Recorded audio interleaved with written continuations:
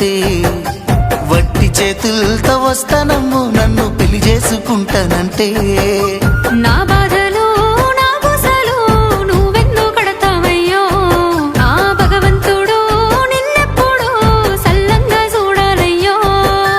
నా తోటలో మాలి బిడ్డ నా కోటకి రాని వంట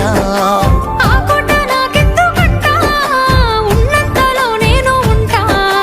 కొండంత నేనున్న నీ మనసు అద్దాన సిద్ధంగా కానరానా ఆ మామిడాకుల మీద ఆనా